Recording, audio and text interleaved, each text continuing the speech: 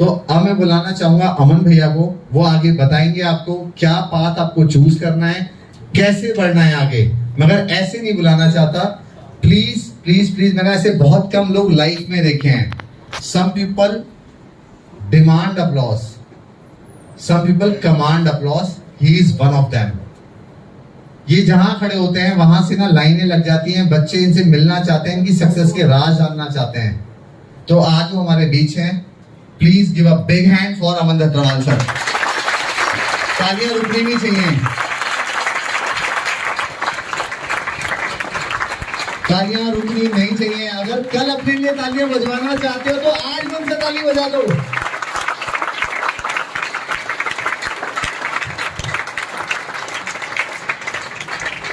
Hello everyone, कैसे हो आप सभी लोग? हाय हाय। हेलो। तो कितने हैं यहाँ पे स्टूडेंट्स? कितने हाथ ऊपर खड़ा करें। कितने पेरेंट्स आए हैं यहाँ पे? कितने बच्चे हैं जो ड्रॉपर्स हैं? कितने बच्चे हैं जो 11वीं के? 11वीं के नहीं, ये कंप्लीट ड्रॉपर्स हैं। इसके बाद 11th। अच्छा ठीक है। जनाब कहाँ से शुरू करें? एक सेमिनार रखना है आप सभी लोगों। यूजुअली सेमिनार यार कॉलेजेस में होते हैं। अभी करीबन 70 सेमिनार हो चुके हैं और हर सेमिनार 4-4.5 घंटे तक खिंचता है और कोई उसमें स्क्रिप्ट नहीं होती, ऐसे ही बात करना स्टार्ट कर देते हैं और घंटे 2 घंटे बाद बच्चा कोई टॉपिक बात उठाता है, उसी पे आधे घंटे, उसी पे आधे घंटे। आज उतना समय नहीं होगा, आपका आधा घंटा 1 घंटा में लूंगा। इसी दौरान कुछ चीजें हैं जो मैं खुद अपनी लाइफ से सीखा, वो आपके साथ शेयर करूंगा। अगर आज कुछ भी जो मेरे पास है उसमें एक बहुत स्ट्रॉन्ग कंट्रीब्यूशन लाइफ में 2 लोगों का मेरे पास रहा है और उनमें गैस कर लिया होगा आपने, वो होते हैं आपके मम्मी और आपके पापा। जब छोटी क्लास में थे, क्लास 11, 12 में, 10th में, एक टीनेज उम्र होती है और उस दौरान है ना हमारे दोस्त लगते हैं कि यार शायद बंटी मुझे सबसे अच्छा जानता है, मेरे पेरेंट्स मुझे नहीं समझते, ये तो पढ़ने के लिए बोलते रहते हैं हमेशा। हमारे टाइम में तो खैर मोबाइल उतना था भी नहीं, आ गया था पर 1 GB 1 महीने का मिलता था, वो भी मम्मी का मांगना पड़ता था। पर्सनल मोबाइल कुछ नहीं है, तो दिन का 30 MB कुछ यूज करते थे। कोई ऑनलाइन क्लासेस नहीं होती थी, कोई यूट्यूब पे ज्यादा कंटेंट नहीं होता था 2014-15 में, पर फिर भी कोचिंग जाते थे तो 5-6 घंटे कोचिंग में लगाए, फिर डाउट के लिए पर्सनल ट्यूशन लगाते थे और उसके बाद दिन के एंड में मम्मी कहती थी बेटा और पढ़ ले, तो मैं कहता था मम्मी क्लास लेके आ गया, मम्मी ट्यूशन ले लिया, अब क्या मेरी जान लोगी आप? और वहां पे एक छोटी सी नोक जोक हुआ करती थी। बीच में कभी कभी लगता था खुद के नंबर तो आए नहीं मम्मी के, मेरे को बोलती रहती है पूरे टाइम। पर अब जब इस पूरी पृथ्वी पे यार मात्र 2 लोग हैं जो कि चाहते हैं और वो हैं आपके मम्मी और आपके पापा। कल को जब आप बड़े होते हो तो वो आपका सगा भाई भी आपके साथ लड़ाई कर सकता है, केस हो जाते हैं ना। एनर्जी यार बहुत हाई रखनी है। हम एज अ यूथ, हमारे अंदर यार एनर्जी हाई होती है। हम 8 की जगह 14 घंटे काम कर सकते हैं। हम रात को जग के काम कर सकते हैं। घर परिवार अभी हमारा बना नहीं है तो तेज बहुत भाग सकते हैं, क्योंकि रात को 11 बजे भी काम करेंगे तो कोई ये नहीं कहेगा अच्छी बहुत लेट आए हो आज। आप दबा के काम कर सकते हो। खोने को कुछ नहीं है अभी आपके पास। अरे कुछ पाया है जो खो गए? अरे हाँ या ना? हाँ या ना? कुछ हाँ बोल रहे, कुछ ना। हर एक चीज का आंसर हाँ थोड़ी ना होता है। अभी कुछ नहीं पाया यार हमने। जब आप 11th 12th में होते हो, आज एज अ स्टूडेंट हम अपनी औकात कैसे बना सकते हैं? औकात एक हिंदी में शब्द होता है जिसका इंग्लिश में भी हमें सब्स्टिट्यूट नहीं मिलता। एज अ स्टूडेंट आज अपनी औकात आप किस प्रकार से बना सकते हो? क्या मैं बोल सकता हूँ अरे पढ़ाई करके? अरे हाँ या ना? 100 बच्चों में अगर एक बच्चा बनना है तो थोड़े नंबर ज्यादा लेके आ सकते हैं। अब आप में से काफी बच्चों को डाउट आएगा कि भैया पढ़ना क्यों है? अरे यार आप सभी लोग जेईई नीट की तैयारी करना क्यों चाहते हैं? पहले तो हम ये डिस्कस कर लेते हैं। सबको पैसे कमाने हैं। अरे यस और नो? सीधा यस और नो? कितने बच्चे हैं जो कि 10 से 12 घंटे एनसीईआरटी में इसलिए पढ़ते रहते हैं, कोचिंग मटेरियल इसलिए पढ़ते हैं क्योंकि उन्हें एक अच्छा इंजीनियर बनना है? कितने लोग हैं ऐसे? 2-4 हाथ। इंजीनियर अगर किसी को बनना भी होता था तो बचपन में गाड़ियां, टार्जन मूवी सबने देखी होगी, मैकेनिकल इंजीनियर बनना चाहते हैं, हाँ या ना? पर आईआईटी में कट ऑफ इसके ऊपर जाती है सबसे, कंप्यूटर साइंस ब्रांच की। तो पैसे कमाने के लिए हम जेईई नीट की तैयारी कर रहे हैं। अगर मुझे कान पकड़ना है तो मैं ऐसे पकड़ लूंगा, मैं ऐसे जाके तो नहीं पकड़ूंगा ना? अरे हाँ या ना? अगर मुझे पैसे ही कमाने हैं तो क्या मैं 10 लाख लोगों की रेस में भागूंगा या 100 लोगों की रेस में भागूंगा? इस तरह भागूंगा ना। 10 लाख लोगों की रेस को ऐसे इमेजिन करने की कोशिश करो, एक लाइन है, ठीक है, और 10 लाख लोग ऐसे दर दर दर दर लाइन में खड़े और खटाक सब भागना स्टार्ट हुए, आगे आपकी फिनिश लाइन है। इसमें फर्स्ट आने के लिए कितना दम लगाना पड़ेगा, फील कर पा रहे हो? हाँ या ना? पर उसी 150 करोड़ की पॉपुलेशन में अगर मात्र 100 लोग इस तरफ भाग रहे हैं, क्या मैं बोल सकता हूं ये 100 के 100 फर्स्ट आ जाएंगे? अरे हाँ या ना? तो लाइफ में जब कॉलेज खत्म हुआ था यार, थोड़ा सा कंस्ट्रक्शन का काम भी मैंने स्टार्ट किया था। वहां पे आपका एक लेबरर होता है, वो लेबरर 8 घंटे काम करता है और उनकी कुछ दिहाड़ी होती है। फिर एक छोटा आईटी इंजीनियर होता है, वो भी 8 घंटे काम करता है, उनकी थोड़ी ज्यादा दिहाड़ी होती है। फिर एक बड़ा सॉफ्टवेयर इंजीनियर या डॉक्टर होता है, वो भी 8 घंटे काम करता है और उनकी थोड़ी और ज्यादा दिहाड़ी होती है। फिर एक व्यक्ति होता है जिसका खुद का काम होता है, बिजनेस होता है, फाउंडर होता है, वो भी 8 घंटे काम करता है, 2 घंटे एक्स्ट्रा क्योंकि उसका खुद का काम है, और उसका और पैकेज होता है। क्या मैं कह सकता हूं ये सारे के सारे 8 घंटे काम कर रहे हैं? हाँ या ना? ये सारे मेहनत कर रहे हैं। अरे रिक्शा वाला भी धूप में मेहनत कर रहा है, और ये व्यक्ति जो एसी में बैठ के काम कर रहा है, ये भी 8 घंटे काम कर रहा है।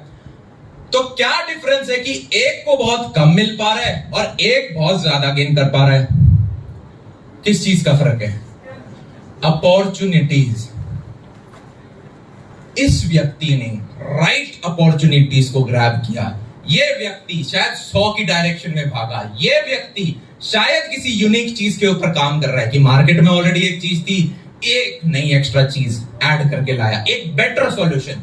शायद मार्केट का कोई दर्द था जिसको इसने दूर किया। अरे हाँ या ना? Yes sir. अरे यस और नो? Yes sir. इंडिया में पॉपुलेशन की बात करें 150 करोड़ हम होने वाले हैं और हमें सबसे बड़ा यंग नेशन कहा जाता है। यस और नो?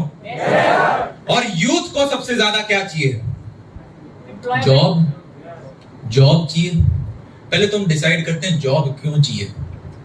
हम एज अ ह्यूमन हम बड़े डेस्परेट जीव हैं। डेस्परेट का मतलब समझ पा रहे हो? अभी हमारे मम्मी पापा हमारा खर्चा देख रहे होते हैं, आप कॉलेज में आओगे तब भी वो आपका खर्चा देख लेंगे। बाकी मेरा मानना है आप अपना पैसा स्वयं कमाएं। वही चीज बोलूंगा जो खुद करी हो गई, आप अपनी फीस खुद दें। पर चलो आप जॉब करने पे आए, अब आपके रेंट का खर्चा है, बिजली का खर्चा है, राशन का खर्चा है, कल को शादी हो गई तो बच्चों की फीस का खर्चा है, हेल्थ का खर्चा है, परिवार थोड़ा बड़ा हो गया है तो गाड़ी लेने का खर्चा है, घर लेने का खर्चा है। ये जब इतने सारे खर्चे आदमी को दिखते हैं तो ये जीव डेस्परेट हो जाता है। क्या हो जाता है? डेस्परेट, कि मैं अपना घर कैसे चलाऊं। और इस घर को चलाने के लिए आपको एक सोर्स ऑफ इनकम चाहिए। क्या चाहिए? सोर्स ऑफ इनकम चाहिए। ये कहां से आएगी? एक जॉब से आएगी। और क्या मैं कह सकता हूं मेजॉरिटी लोग इस जॉब से शायद उतना खुश नहीं है। हाँ या ना? बस इसलिए कर रहे हैं क्योंकि मैं बहुत डेस्परेट हूं ये चीज चलाने के लिए। यस और नो? अब हमारी जिंदगी यार जितनी लंबी है उसको अगर छोटे छोटे भाग में तोड़ा जाए तो एक दिन 24 घंटे का होता है। उन 24 घंटे में से 8 घंटे व्यक्ति रेस्ट करता है, सोता है। जो मेरे बचे हुए 2/3 टाइम 16 घंटे है, उनमें से 8 से 10 घंटे मैं काम करूंगा। ऑफिस जाने आने का समय प्लस काम 8 से 10 घंटे होता है। अगर उन 10 घंटों के अंदर मैं खुश नहीं हूं तो क्या मैंने ढंग से अपनी लाइफ जी? अरे नहीं जी ना कायदे से। तो हम उस चीज के बारे में क्यों ना सोचें कि ये जो मैं जॉब करूं इसमें मेरा मन आना चाहिए। एक व्यक्ति होता है जिसका मन नहीं होता, तो 8 घंटे का काम है तो वो मात्र 8 करेगा, 7.5 की कोशिश करेगा। पर अगर आपका अपने काम में मन है तो आप 8 प्लस आधा घंटा और लगाओगे। हाँ या ना? हो सकता है पूरी रात भी लगा दो। यस और नो? और ये जो एक्स्ट्रा 1 से 2 घंटा आप हर दिन लगाओगे इंटू 365 एक साल, इंटू 4 साल मेहनत जब लगाओगे, ये एक्स्ट्रा घंटे आपने जो पाए हैं ये होता है सक्सेस मंत्रा। यस और नो? अरे रेस 22 साल की उम्र तक की थोड़ी ना है ये जी। पहले 18 साल में कॉलेज पक्का कर लेंगे, 4 साल में एक जॉब पक्का कर लेंगे, उसके बाद बैठ जाएंगे जी। 1.5 लाख की जॉब हमें लग गई, ठीक है, या फिर सरकारी में एडमिशन हो गया, सरकारी जॉब लग गई, अब शादी करा देंगे मेरे वाले और बस। ये थोड़ी ना चाहिए। अरे एक जब पेड़ होता है 50 साल की उम्र वाला भी अपनी पत्तियां झाड़ के नई पत्तियां लाता है, यस और नो? तो आप क्यों 22 साल की उम्र में रुकोगे? नहीं रुकना ना। ग्राफ, मेरे पापा मुझे कहते हैं कि आप चाहे यहां से शुरू हुए हो, आप चाहे यहां से शुरू हो, आपका ग्राफ हमेशा ऊपर की तरफ आता रहना चाहिए। क्या आना चाहिए? ऊपर की तरफ आते रहना चाहिए। मेजॉरिटी लोग 18-22 साल की उम्र के बाद जहां पे जॉब मिल गई, या तो सीधे रह जाएंगे या फिर डेप्रिशिएट करना स्टार्ट करेंगे। डेप्रिशिएट कैसे? डेप्रिशिएट कैसे करेंगे? कोई एक लड़का आ जाओ, आ जाओ, आ जाओ लड़की। अब इसने बहुत पैसा कमा लिया जिंदगी में, 250 करोड़ कमा लिए इस लड़के ने। कितने कमा लिए? 250 करोड़। पर इसकी बीवी इसको मारती है, ठीक है, रोज सुबह शाम पिटाई हो रही है। तो क्या ये एक सक्सेसफुल आदमी है? नहीं है ना। मान लो इसने अपने परिवार के लिए कमाया पर अब लॉयरों के चक्कर काट रहा है, तो क्या एक सक्सेसफुल आदमी है? नहीं है ना।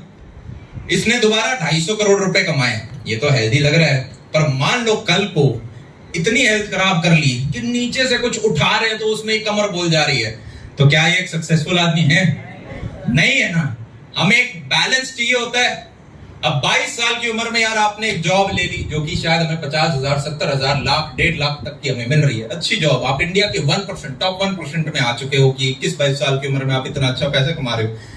उसके बाद कुछ लोगों का घर में कलेश होना स्टार्ट हो जाता है, कुछ लोगों की मम्मी पापा के साथ नहीं बन रही क्योंकि उतनी अंडरस्टैंडिंग नहीं है कि ये जो मम्मी पापा हैं तुम्हारा भला ही चाहते हैं। आया ना? हमने अपने फंडे शायद ऑनलाइन या किसी वेस्टर्न वर्ल्ड से। हर चीज यार आपके लिए सही हो ऐसा जरूरी नहीं है, यस और नो? वेस्टर्न में काफी अच्छी चीजें भी हैं पर कुछ हमारी भी तो अच्छी चीज हो सकती हैं जिन्हें हमें फॉलो करना है, यस और नो? आज बैठे। तो एक चीज जो यार आप इस सेमिनार से लेके जाओगे वो ये सबसे इंपॉर्टेंट, इसे चाहो तो आप लिख लो कहीं पे, मोबाइल में लिख लो, बुद्धि में रखें। जितने मुझे लाइफ में बड़े लोग मिले उन सब में एक चीज कॉमन थी कि उनमें लर्निंग एटीट्यूड था। क्या था? लर्निंग एटीट्यूड था। क्या था? लर्निंग एटीट्यूड था। अरे अभी तो जेई नीट की किताबें हम पढ़ रहे हैं, हाँ या ना? पर एक बार कॉलेज में आ गए, सेमेस्टर की किताबें पढ़ रहे हो, तो आप और आपके दोस्त में क्या डिफरेंस है? कुछ सेल्फ ग्रोथ भी तो हो रही हो। ये जो 3 मेजर डोमेन है, फाइनेंसेस, रिलेशनशिप्स और हेल्थ, ये 3 ही बोले ना मैंने। 250 करोड़ मतलब फाइनेंसेस, दूसरा क्या था? रिलेशनशिप्स, तीसरा क्या था? Health, mental and physical. ये 3 में अगर आज मैं 100 हूं तो कल 100.1 हूं। ये गोल होना चाहिए। हर दिन मेरा ग्राफ ऊपर जाता जाना चाहिए, यस और नो? बहुत बढ़िया। किसी एक ने कहा कि भैया मैं इस सेमिनार में नहीं, हम जब आगरा में थे, इंदिरापुरम में थे, एक बच्चा हमेशा होता है जो बोलता है, आगरा में एक लड़का है कि मैं जहां से आता हूं ना वहां पे जेई नीट को इतना मानते नहीं है। मतलब गांव में सब कहते हैं कि ये क्या कर रहे हो, इससे अच्छा तो भाई रेलवेज में चला जा, फौज में चला जा। कोई मोटिवेट नहीं कर रहा है, इनफैक्ट सब डीमोटिवेट कर रहे हैं। और मैं बड़े गरीब घर से आता हूं, मुझे नहीं पता मैं ये चीज कर पाऊंगा नहीं। मेरे पापा भी यार स्प्लेंडर चलाते थे, एक छोटी सरकारी जॉब है उनके पास, मम्मी मेरी हाउसवाइफ थी। और जब आपके पास, आप एक लोअर मिडिल क्लास से बिलोंग करते हो तो आपके पास पैसा कम हो सकता है, आपके पेरेंट्स के पास, आपके पास शायद एक बढ़िया सेडान गाड़ी ना हो, एक 2 व्हीलर हो, पर आपके पास एक चीज बहुत अबंडेंस में होती है। क्या है वो चीज? आग, हंगर, भूख। अरे हाँ या ना? यार आज तक पीछे बैठा हूं स्प्लेंडर पे, रेड लाइट पे खड़े होते हो तो एक सेडान को देख के बोलते हो ना, काश एक दिन मैं ये लेके आऊंगा, यस और नो? कि काश एक दिन मेरे पास भी एक बड़ा घर होगा, मैं भी अपने मम्मी पापा को कुछ ये बड़ा दे पाऊंगा। अरे हाँ या ना? भूख होती है ना? तो आपके पास वो चीज अबंडेंस में। अरे लोहे को जब तक तपाओगे नहीं ना तब तक वो शेप नहीं लेता, जब तक एक कठोर सिचुएशन से नहीं जा चुकोगे। बाहर की एक किताब थी, उसके अंदर सेमिनार था, उसको किताब में लिखा हुआ था, तो एक ऑडियंस में से कोई पूछता कि देखो सबके घर की स्थिति बहुत अच्छी नहीं होती, समझ रहे हो, काफी बार टॉक्सिक भी होता है कि लड़ाई झगड़े बहुत चल रहे हैं, 1000 में से एक तो घर आपको मिल जाएंगे।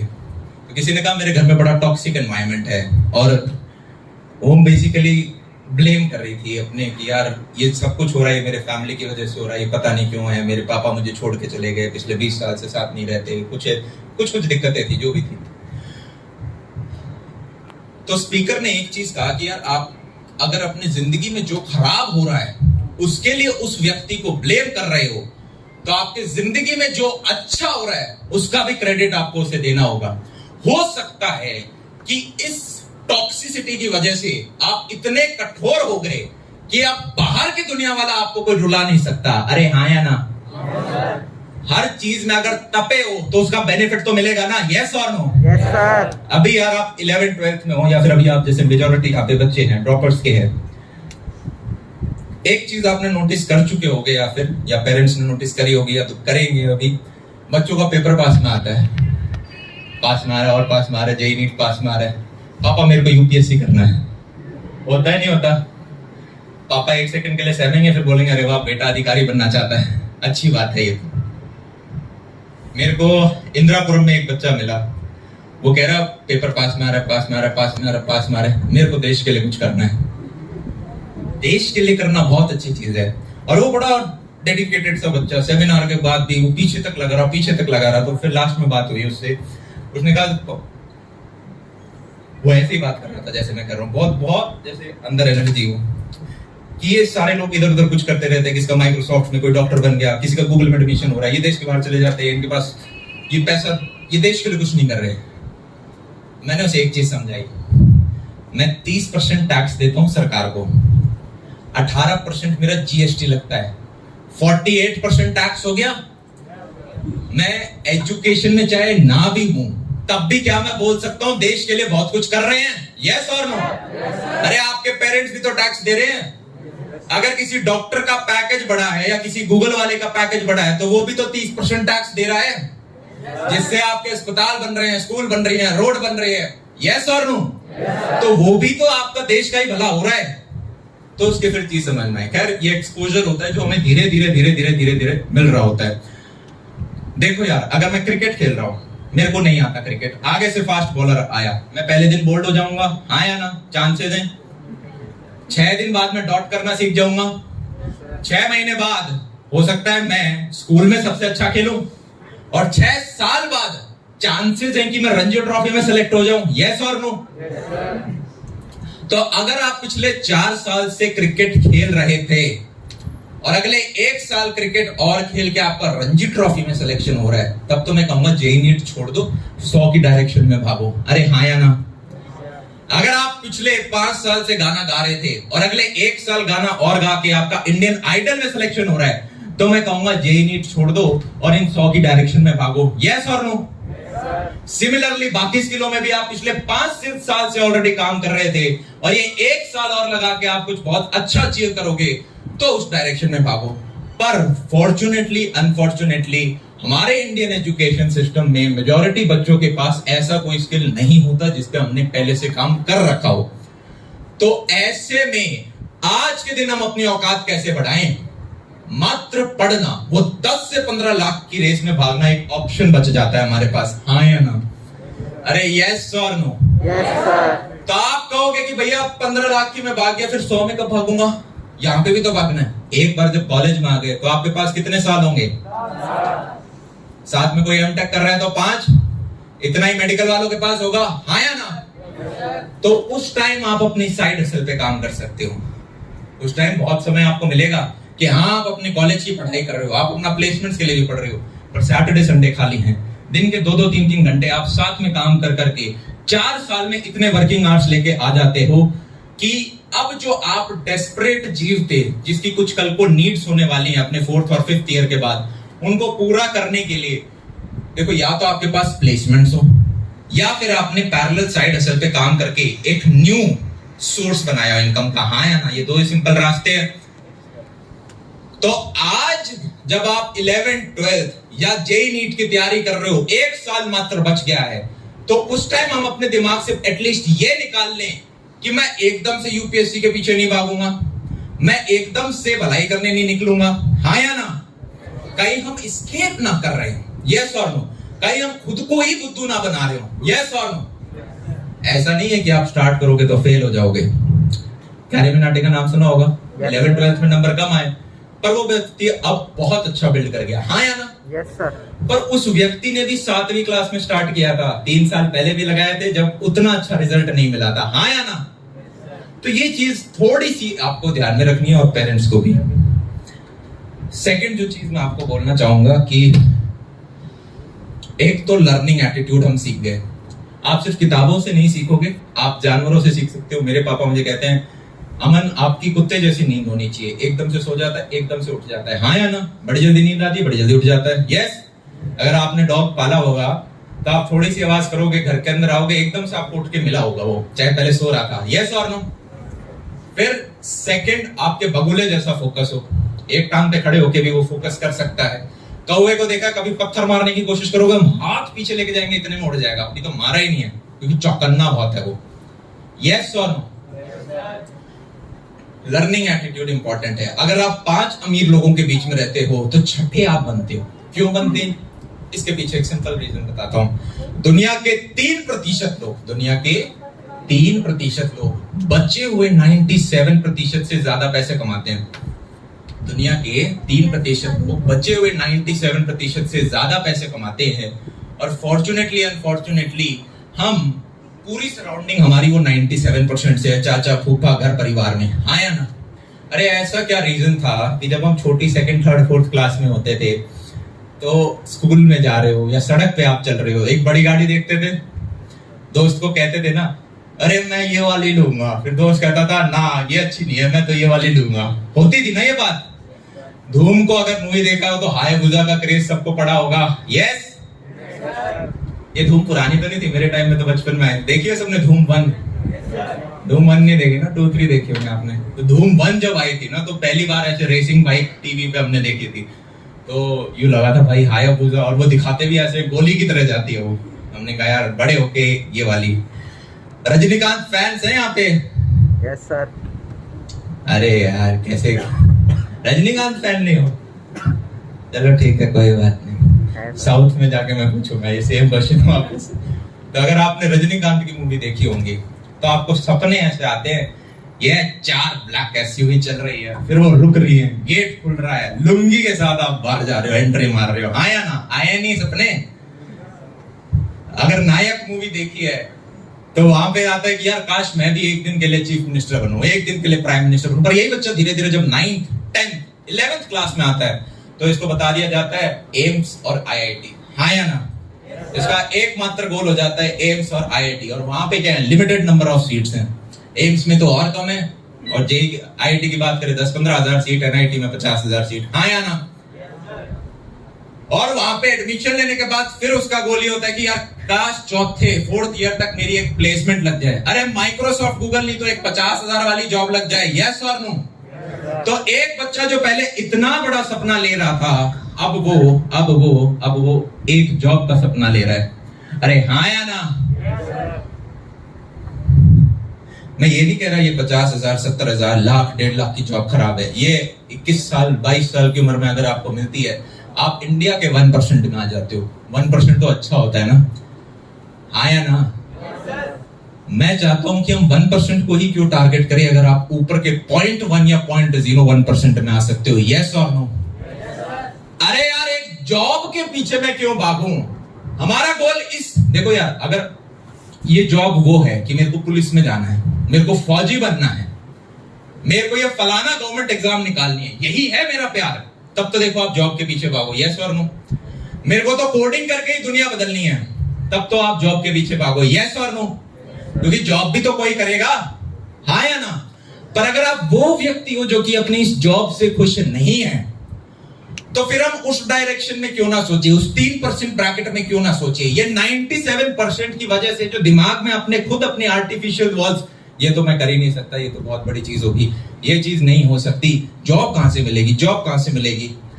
अरे यार आज के दिन 150 करोड़ की population, youth, young, job opportunities चाहिए।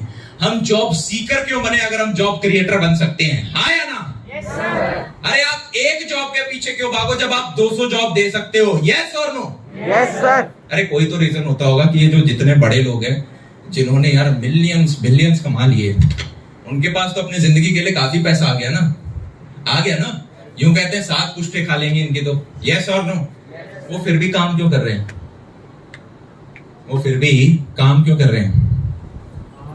दो तीन रीजन है। पहला, उन्हें काम में मजा आता है। यस। अरे आप घूमने जाओगे ना 11th-12th में सोचते हैं मैं वहां घूमूंगा 6 महीने में आप घूम घाम आते हो, 2 साल में घूमने के सारे भूत उतर जाते हैं। कहाँ घूमोगे? एक पहाड़ होता है, एक ओशन होता है, बीच में सड़कें होती हैं, कितना घूम लो इन्हें, चाहे बार बार रिपीट कर लो। यस और नो? फिर आदमी सोचता है कि यार चैलेंजेस मिले मुझे। जो व्यक्ति उस हाइट पे पहुंचा उसने बहुत सारे चैलेंजेस देखे हैं, फेलियर देखे हैं, तो उसके लिए वो गेम हो जाता है। जैसे लेवल 1 लेवल 2 आप एंड तक जाना चाहते हो, उसी प्रकार से वो उसके लिए गेम बनता है। वो बोर हो जाता है और कुछ नहीं करेगा, तो इसलिए वो काम करता रहता है कि मजा आ रहा है और चैलेंजेस मिल रहे हैं। सेकंड, वो कहते हैं कि यार मेरी वजह से 2000 घर चल रहे हैं, हाँ या ना? तो मैं 200 और क्यों ना करूं? ये तो हुई, साथ में 2200 क्यों ना हो? समझ पा रहे हो? रिस्पॉन्सिबिलिटी उस पर ज्यादा है, जो कि शायद हमें दिख नहीं रही है, पर क्योंकि वो अपने कंपनी में रोज 2000 लोगों को दिख रहा है, तो उसे रोज दिख रही है यार ये जो महीने में सैलरी जाती है इससे 2000 घर चलते हैं, हाँ या ना? अगर हमें अपना सपना लेना है तो हम अगले 2 साल का क्यों लें, अगले 4 साल का क्यों लें, अगले 40 साल का क्यों ना लें? अरे हाँ या ना? Yes sir. मेरा गोल ये है कि अगले 40 साल में हमें 50 करोड़ बच्चे ऑफलाइन में टच करने। ऑफलाइन मतलब ऑनलाइन में सिर्फ नेट पे टच नहीं करने। जैसे आप अगर अभी 200 हो तो प्लस 200 हो गया, ऐसे हमें 50 करोड़ बच्चे टच करने अगले 40 साल में, हर एक साल कुछ। इतना बड़ा सपना क्यों ना लें? भगत सिंह को सब जानते होंगे आप, महात्मा गांधी को सब जानते होंगे। क्या इनके पैकेजेस बहुत बड़े थे? नहीं ना, इनको तो जेलों में भी बंद किया गया ना। यस और नो? घर परिवार से दूर रखा गया। यस और नो? मारा पीटा भी गया। यस और नो? तो इनके अंदर वो पैशन कहां से आया? पैशन शब्द का मतलब होता है टू सफर। पैशन का मतलब क्या होता है? सर्च करना गूगल पे, to suffer for a worthwhile cause. इन्होंने देखा जिस चीज के लिए हम लड़ रहे हैं वो हमसे बड़ी है, जिस चीज के लिए हम लड़ रहे हैं वो हमसे बड़ी है, और उसके लिए कुर्बान अगर आप हो जाओगे तो वो एक वर्थवाइल कॉज होगा। अरे यस और नो? तो जब आप अपना सपना लो तो वो बहुत बड़ा होना चाहिए। Dream big. Step number 1, dream big. क्या करेंगे? Dream big and then multiply it with 10। वो और बड़ा हो जाए जिससे कि आपको पता हो जिसके पीछे मैं भाग रहा हूं उसके लिए कुर्बान भी हो गए तो वो एक वर्थवाइल चीज है। यस? अरे किसी बड़ी चीज के पीछे ही भागोगे ना, हाँ या ना? मम्मी बोलेगी किचन में शाही पनीर है तो एकदम से बेड छोड़ के आओगे, बोलेगी खिचड़ी है नहीं खा रहे। तो बड़ा सपना तो पहले लें, पहले शाही पनीर को तो 10 से गुना करें। स्टेप नंबर 2, जो तेरे पास है उसी से कमाल कर जा। Start today. आज शुरू करना जरूरी है। आपके बैंक अकाउंट में चाहे 0 रुपीज हो तो ये लिखो करना क्या है। एक पन्ना और पेंसिल तो है आपके पास, उस पे लिख लो। 200 रुपए है तो उसका बिजनेस का जो डोमेन नेम है वेबसाइट का वो परचेज कर लो। अरे हाँ या ना? शुरुआत करनी जरूरी है। Start today.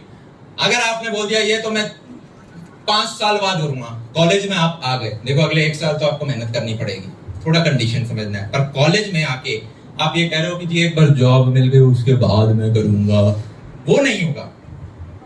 काफी बच्चे मुझे कहते हैं कि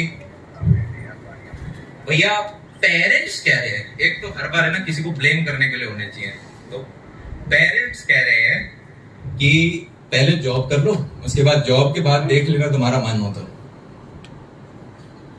शेर के मुंह में आप खून चखा दोगे, वो मीट को छोड़ेगा? फिर नहीं छोड़ेगा ना। अरे हाँ या ना? आपने एक बार चेक घर में आने स्टार्ट हुए 50,000 के, तब छोड़ के जाना मुश्किल है, या कॉलेज में ही एक साइड हसल बना के उस पे काम करना आसान है? समझ में आ रहा है मैं क्या बोल रहा हूं? यस और नो? जब एक बार आपकी डेस्परेट नीड्स एक सोर्स से आनी स्टार्ट हो गई तब तो आदमी आलसी हो जाता है कि काम चल तो रहा है, भूख होनी जरूरी है ना। अरे हाँ या ना? मैं अपने कॉलेज के फाइनल ईयर में था, हमारा एवरेज पैकेज 17 लाख था कॉलेज का। और मैंने अपनी प्लेसमेंट छोड़ी थी कि नहीं लेनी, क्योंकि 4 साल से पहले काम कर रहे थे तो मैं थोड़ा बहुत पैसा बना रहा था उस टाइम। तो जब प्लेसमेंट छोड़ी, पहला पैकेज था माइक्रोसॉफ्ट का 40 लाख का, तो मेरे धक धक हुआ कि यार ये मेरे बैचमेट ही तो है, इनके भी मेरे जैसे नंबर है, ये 40 लाख। और उस टाइम पता नहीं था, 40 को सीधा बटा 12 किया तो 3 लाख से ऊपर का पैकेज दिख रहा था। बाद में पता चला ये 40 नहीं होता, ये 16-17 ही होता है, बाकी स्टॉक ऑप्शंस होते हैं। अगले साल से आपका पैकेज 16 लाख ही हो जाता है। पता है ना? नहीं पता कोई बात नहीं, बाद में आपको पता चल जाएगा। तो एकदम धक धक हुआ। फिर दूसरे बच्चे आए, 35 लाख जा रहा है, किसी का 50 लाख तक पैकेज जा रहा है। मुझे लगा गलती तो नहीं कर दी, पैकेज प्लेसमेंट छोड़ के रजिस्टर भी नहीं कराया। पहले रजिस्टर कराना होता है कि मैं बैठूंगा प्लेसमेंट में, पर फिर वो रिस्पॉन्सिबिलिटी अपने, जब एक होता है आप नॉर्मल भाग रहे हो, एक कभी पीछे कुत्ता भागता है ना तो और तेज भागता है आदमी। फील कर पा रहे हो? अरे यस और नो? वो प्लेसमेंट छोड़ना एक तरह से कुत्ता भागना हो गया पीछे से, क्योंकि अब यूं था सारे दोस्तों की लग गई, हमारी नहीं लगी। तो उस दौरान बहुत तेज भागे, उस दौरान बहुत तेज भागे। तो हर एक चीज यार, मैं इतनी सारी चीजें डिस्कस करना चाहता हूँ, 4.5-5 घंटे लगते हैं हर एक चीज बात करने में। पर कुछ चीजें जो अभी हमने बिल्ड करी मैं रिवाइज कराऊंगा। पहली बात तो यार, हमारी जो बुद्धि होती है ह्यूमन बींग्स की, ये कुछ इस प्रकार से बनाई गई है कि हम भूल जाएं, जो याद है वो भूल जाए। अरे हाँ या ना? तो मान लो अगर घर में किसी का ना हो भाई, कभी ना हो, पर किसी की डेथ होती है तो दुख होता है। अगर हम भूलते नहीं तो उस दर्द के साथ ही जिंदगी काटनी पड़ती। यस और नो? तो इसलिए भूलना जरूरी है। अब जो काम की चीज है उसको 6 बार रिवाइज अगर कर लेंगे तो वो रट जाती है। भगवान जी की आरती एक बार गाओगे नहीं याद होगी, पर रोज रोज गाओगे तो जबान पे आ जाएगी। यस और नो? यही होता है। पहली बार रास्ता पूछना पड़ता है। एक पॉइंट ऐसे आता है, बात करते करते, चाय बिस्किट खाते खाते अपने आप पैर आपको घर पहुंचा देते हैं। हाँ या ना? तो रिवाइज करना बहुत जरूरी है। मेरे पापा जो थे, उनकी गवर्नमेंट, पुराने टाइम में यार इतनी अपॉर्चुनिटीज नहीं थी, ये पहला आपको मानना पड़ेगा। आपके माँ बाप के पास कम अपॉर्चुनिटीज थी, आपके पास ज्यादा है। यस और नो? आपके मम्मी पापा बैंकेट हॉल में बैठ के ऐसे कुछ नहीं देख सकते थे, ना ऑनलाइन था, ना डिजिटल था, ना कुछ और था। उस टाइम में ये था, या तो भाई घर में खेती करो, ठीक है, टीचर वीचर लग जाओ बीएड वगैरह करके, नहीं तो फौज पुलिस में से कुछ चले जाओ। इतने ही ऑप्शंस होते थे। समझ में आ रहा है? हाँ या ना? आप जो एकदम से कह देते हो जी एंड्रॉइड डेवलपर बन जाएंगे, वेब डेवलपमेंट कर लेंगे, डॉक्टर में ये कर लेंगे, कल को मास्टर्स कर लेंगे, ये सारे ऑप्शंस नहीं पता होते थे। तो मेरे पापा सबसे पहले तो स्कूल के टीचर बन गए, छोटी क्लासेस के टीचर होते हैं। फिर किसी ने कहा अरे बड़े वाले बन सकते हो, तो बड़े वाले बन गए। फिर किसी ने कहा अरे 10वीं 11वीं 12वीं के बच्चों को भी पढ़ा सकते हो, तो तीसरा पेपर क्वालिफाई किया।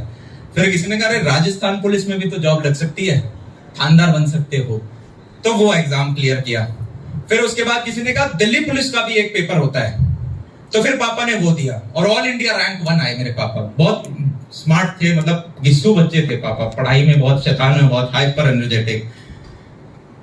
फिर उन्हें पता चला यूपीएससी के बारे में, मतलब कोई नॉलेज नहीं होती थी यार आपको। जो वो नहीं होता पोस्टमैन, पापा कहते थे मैं पोस्टमैन वाले को कुछ पैसे देके रखता था कि यार अगर कहीं से कोई न्यूज आए कि सिलेक्शन हुआ या नहीं हुआ तो घर तक पहुंचा जरूर देना, वरना पता कैसे चलेगा। राजस्थान में एक गांव है गोविंदपुरा, वहां पे पहुंचानी है तो पोस्टमैन के साथ बात करनी पड़ती थी।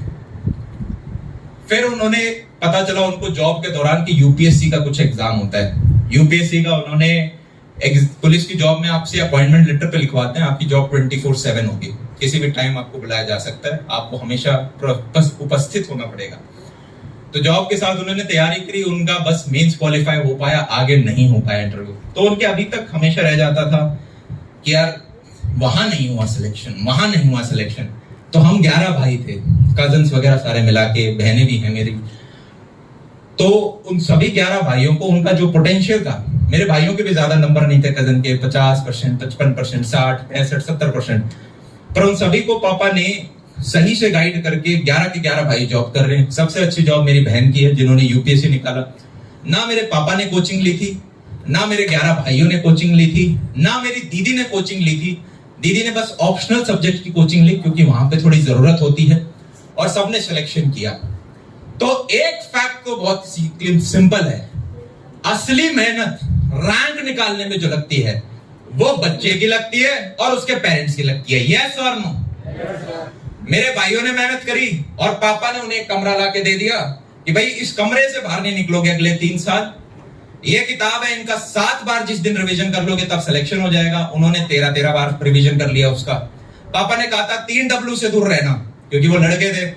पहला वुमेन, पढ़ाई में वुमेन का कुछ नहीं, ऑपोजिट जेंडर से दूर रहना आपको। दूसरा वाइन, नशाली कोई पदार्थ नहीं आपकी जिंदगी में होना चाहिए। और तीसरा वेल्थ। मैंने पूछा पापा वेल्थ इसका क्या लेना देना, पैसा नहीं। बोले शॉर्ट टर्म बेनिफिट के लिए लॉन्ग टर्म नहीं छोड़ना है, 2 घंटे के टीवी के लिए लॉन्ग टर्म नहीं छोड़ना है, 2 घंटे की नींद के लिए लॉन्ग टर्म बेनिफिट नहीं छोड़ना है। चीज समझ में आ रही है? There can be infinite ways to become successful. अगर वो कैमरा सक्सेस है तो वहां तक पहुंचने के 1000 तरीके हो सकते हैं। मैं सीधा चला जाऊंगा, मैं ऐसे जाके, फिर मैं वापस जाके, फिर मैं वापस चला जाऊंगा, मैं हो सकता है इधर से चला जाऊं, मैं इधर से चला जाऊं। मुझे अगर बिल्कुल गाइडेंस नहीं होगी, हो सकता है मैं एक बार भड़ाम करके इसमें बढ़ूं, फिर पता चले वो भिड़ गया, फिर मैं उधर चला जाऊं। 1000 रास्ते हो सकते, किसी के फास्ट, किसी के धीरे। मुझे मनाली जाना है तो मैं बाय रोड जा सकता हूं, कोई ट्रेन होती होगी ट्रेन से जा सकता हूं, कोई प्लेन होगा तो प्लेन से जा सकता हूं, पैदल जा सकता हूं। There can be infinite ways to become successful, yes. पर फेलियर के कुछ डिफाइंड रास्ते होते हैं, फेलियर के कुछ डिफाइंड गड्ढे होते हैं, उनसे बचना जरूरी है। पढ़ाई वाले बच्चे के लिए वो 3 गड्ढे होते हैं, वो 3 W, यस। आप लड़की हो तो 1 W बदल लेना, उसको D कर देना, ठीक है। तो ये गाइडेंस दी पेरेंट्स ने, जो आपके पेरेंट्स भी आपको देते होंगे, हाँ या ना। और फिर मेहनत होती है बच्चे की कि 7 बार उसने रिवाइज करा या नहीं करा, तब आता है रिजल्ट। अब जेई नीट एक ऐसा है, जैसे यूपीएससी में ऑप्शनल की तैयारी करनी पड़ी, वैसे ही जेई नीट थोड़ा, सरकारी में तो 10वीं तक की मैथ्स आती है, यहाँ पे 12वीं भी एडवांस लेवल की आती है, प्लस बच्चा थोड़ा कम मैच्योर होता है, यंग होता है, तो इसलिए कोचिंग यहाँ पे थोड़ी ज्यादा प्रोमिनेंट होती है, यस। बाकी इस एग्जाम को भी बिना कोचिंग के निकालने वाले बच्चे हैं, हाँ या ना। तो पहला तो यार आप ध्यान में ये रखें कि ये एग्जाम, टीचर का काम क्या है यार, आएगा। एक अच्छा टीचर कौन है? एक अच्छा टीचर वो है जो एक हैवी कॉम्प्लेक्स को भी, एक डिफिकल्ट कॉम्प्लेक्स टॉपिक को भी कम शब्दों में, आसान भाषा में आपको समझा दे, यस और नो। समझा दिया, अंडर 10 रैंक निकाली है। अगर तुम सिर्फ ये 2 किताब पढ़ लेते हो और इतना रिवाइज कर लेते हो, इसके बाहर कोई एक शब्द भी नहीं देखना है, मैंने जो पढ़ाया है उन नोट्स का रिवाइज कर लेते हो, तुम्हारा सिलेक्शन गारंटीड है। ये बोलने वाला व्यक्ति तो चाहिए और ढंग से समझा दे, यही काम है टीचर का। उसके बाद 5 बार रिवाइज तो आपको करना पड़ेगा। अरे सिलेबस कंप्लीट करना गोल नहीं होता, वो तो कब रो पीट के कर ही लेते हैं, थोड़ा बहुत क्लास अटेंड कर ली, मन नहीं किया, पर घर आके उसे रिवाइज करना, क्लास में पढ़ाते वक्त ही नोट्स खुद बनाना, ना कि सर नोट्स की पीडीएफ दे दो लेके चला जाऊंगा। आजकल का नया ट्रेंड है, पता आपको, हम ऑनलाइन पढ़ाते हैं तो बच्चा कहता है सर जो क्लास में पढ़ाया था ना इसकी पीडीएफ दे दो। मेरे को बिल्कुल नहीं समझ में आज तक का ये कॉन्सेप्ट, पर वहां पे हजारों बच्चे होते तो मैं दे देता हूं। पर यार अगर क्लास में खुद ही नोट्स नहीं बना पा रहे हो, एक प्रैक्टिस तो वही हो जाएगी, हाथ भी तो याद करता है, तो वो 5 रिवीजन जरूरी हैं। अब कोटा का नाम सबने सुना होगा, आप सबने, यस। कोटा फैक्ट्री तो देखी होगी, यस सर। कोटा के अंदर 2 से 3 लाख बच्चे पढ़ते हैं। Yes, अब 2 से 3 लाख को हटाओ, सिर्फ लाख की बात कर लेते हैं। इन 1 लाख में से कितने बच्चे होंगे यार जिनकी 99 परसेंटाइल से ऊपर आएगी? मैथ्स लगाओ। अरे 1000 बच्चे होंगे ना, 1 लाख में से 1000 बच्चे 99 परसेंटाइल के ऊपर लाएंगे, यस और नो। इनको चाहे राम पढ़ाए, श्याम पढ़ाए या कोई ना पढ़ाए, तब भी ये रैंक लेके आएंगे, यस और नो। और न्यूज़पेपर में फ्रंट पेज में छापने के लिए कितने बच्चे चाहिए होते हैं? 50 से 60 की इन्होंने रैंक निकाली, हमारे इंस्टीट्यूट के पढ़े लिखे हैं। अब आप किसी भी, चाहे सिक्कर में चले जाओ वो भी एक हब है जेई नीट का, चाहे आप कोटा में चले जाओ वो भी एक हब है जेई नीट का। वहां पे इंस्टीट्यूट पिछले 20-30 साल में काफी बड़े हो गए। मेरे पास 20 बिल्डिंग, मेरे पास इतनी कुछ। अब ये अपने आप में कंपीट कैसे करें? एक बड़ा दूसरे बड़े के साथ कंपीट कैसे करें? इनकी फीस लगभग बराबर है, जगह बराबर है, टीचर्स बराबर से है, तो ये पकड़ते हैं पेरेंट्स को। किसको पकड़ते हैं? पेरेंट्स को। कैसे पकड़ेंगे जी? पेरेंट अपने काम में बिजी है, रैंक दिखा दो। क्या दिखा दो? रैंक दिखा दो। और रैंक कैसे बनती है? कैसे बनती है भाई? 9th-10th क्लास के बच्चों को पकड़ लिया जाता है। किसको? 9th-10th क्लास पे। यार ये एनटीएससी जो पेपर है, ये 9th-10th क्लास, केवीपीवाई हो गया, आपके ओलंपियाड्स हो गए फिजिक्स मैथ्स केमिस्ट्री के, रामानुजन, आर्यभट्टा, ये सारे पेपर सुने होंगे ना अपने छोटी क्लास के बच्चों को Yes, होते sir. हैं। इनके टॉप रैंकर्स कौन है? ये 5-5 बच्चों के ना, इनको लेके आ जाओ, इनको फ्री में पढ़ाएंगे। अच्छा तू रैंक 1 है, आजा तेरे को पैसे देके पढ़ाएंगे। और इनको अलग से नर्चर किया जाता है, इनका एक क्लास बनाया जाता है जिसको बोला जाता है रैंकर्स बैच। क्या बोला जाता है? दिल्ली में 2-3 इंस्टीट्यूट्स हैं, उसके टॉप बैचेस के कुछ नाम होते हैं। अगर आपको बड़े भाई बहन पढ़ रखे होंगे तो वो आपको बताएंगे। नाम होते हैं ना? Yes sir. अरे हाँ या ना? इसी प्रकार से किसी भी कोचिंग इंस्टीट्यूट को पकड़ लो, हर एक में इस रैंकर्स बैच का कुछ कुछ नाम दे रखा है। हिंदी माइथोलॉजी के हिसाब से बड़े बड़े नाम है इनके। इस रैंकर्स बैच के ऊपर बेस्ट फैकल्टी लगाई जाती है, जो आपके टॉप टीचर्स होते हैं। ऐसे टीचर्स जिनका यार जो पैकेज है ये 50 लाख, 70 लाख, 90 लाख, करोड़, 1.5 करोड़ तक जा रहा होता है। ये वो टीचर्स हैं जिन्होंने परीक्षा की रैंक देखी है। रैंक कौन निकाल रहा है? बच्चा ही निकाल रहा है। पर इन्होंने उन रैंकर्स बच्चों को पहले मेंटर कर रखा है। वो फैकल्टीज यहाँ पे इनके ऊपर लगाई जाती है, क्योंकि अगले साल 50 से 60 न्यूज़पेपर में यही आएंगे। अरे आया ना? आप में से किसी बच्चे ने कहा खरीदी भी जाती है। वो एडिशनल काम है कि यार जिन बच्चों पे हमने दाव लगाया था एनटीएससी टॉपर्स की ये दोबारा रैंक 1 बनेंगे, नहीं बने तो चलो अब खरीद लिया जाता है। वो बाद की बात आती है, पर पहले वो खुद भी 9th-10th वालों पे अलग से मेहनत करते हैं। तो एक तो हो गया रैंकर्स बैच। क्या हो गया? Rankers batch. और एक होता है बैंकर्स बैच। बैंकर्स बैच से सारे खर्चे चलते हैं, सारी बिल्डिंगें बनती हैं। अरे हाँ या ना? कोटा में richer becomes richer, poor becomes poor है। यहाँ पे अभी मैं आपको इतनी फैकल्टीज दिखाऊंगा। हमने क्या करा, हमारे पास ऐसे टीचर हैं जिन्होंने एम्स का रैंक 1 5 बार निकाला है। निकाला बच्चे नहीं है, पर उन्होंने मेंटर करा है। 20 साल से ऊपर का एक्सपीरियंस है उनके पास। एक्स एचओडी रह चुके हैं पूरे आकाश मेडिकल के। विद्या मंदिर के एक्स एचओडी हमारी टीम के अंदर हैं। आपने हिमांशु पांडे सर का नाम सुना है? ऑर्गेनिक केमिस्ट्री में इंडिया में ऑथर है वो हमारी टीम में साथ में जुड़े हुए हैं कोर्स मटेरियल बनाने के लिए। हमारा मेन कंसर्न ये था कि यार ये जो रैंकर्स बैच की फैकल्टी जो अलग अलग इंस्टीट्यूट में है, अगर इन्हें हम अपने साथ जोड़ के इंडिया में हर जगह पहुंचा दें, तो ये हमारा गोल था क्या कि यार अगर एक ऐसा टीचर है जो कि करीबन 80-90 लाख करोड़ रुपए कमा रहा है, क्या मैं बोल सकता हूँ ये अच्छा पैसा कमा रहे हैं? हाँ या ना? तो ये अपने परिवार के लिए अच्छी लिविंग कंडीशन चाहेंगे। Yes sir. इनके भी छोटे छोटे बच्चे होंगे जो 9वीं-10वीं क्लास में होंगे। यस और नो? तो या तो ये टॉप शहर में रहते हैं या ये अपने होम टाउन में रहते हैं। हाँ या ना? जहाँ इनका परिवार होता है, या कोटा में रहेंगे क्योंकि वहां जॉब है। चीज समझ में आ रही है? वो हब है। अब ऐसे में इस टीचर को बोला जाए कि जी आप बिलासपुर में एक छोटा है शहर, वहां पे 200 बच्चों को पढ़ा दो, तो ये कह रहे जी मैं नहीं आ पाऊंगा, आप किसी जूनियर फैकल्टी को भेज दो, मेरे बच्चे यहाँ पे सेटल्ड है। यस और नो? इसी कारणवश इंडिया के जो छोटे टियर 2 टियर 3 के सारे बच्चे थे, उनमें से एक मेजॉरिटी चंक उठ के सिक्टर और कोटा चला जाता था। अरे हाँ या ना? कि वहां पे यार हमें फैकल्टी मिलेंगी। हमने ये सोचा कि क्यों ना यहां से इंडिया में वापस जाया जाए। अगर आप ये तो यार शहर है, यहाँ पे आप सब लोग बहुत फॉर्चुनेट हो कि इतनी अच्छी स्थिति में हम रह पा रहे हैं कि दिल्ली जैसा शहर हम अफोर्ड कर पा रहे हैं। अगर आप गांवों में जाओगे, कस्बों में जाओगे, छोटे शहरों मथुरा में जाओगे, बिलासपुर में जाओगे, भिलाई में जाओगे, वहां पे आपको लगेगा कि ना अच्छी क्लासेस होती हैं, एसी तो भूल जाओ, पंखा भी धीरे धीरे चलता है, खिड़कियां खुली हैं, मिट्टी उनमें लगी हुई है, डेस्क बहुत पुरानी है, टीचर्स को उतना लेवल नहीं है, पढ़ाना अच्छे से नहीं आता है, इतनी खराब स्थिति है।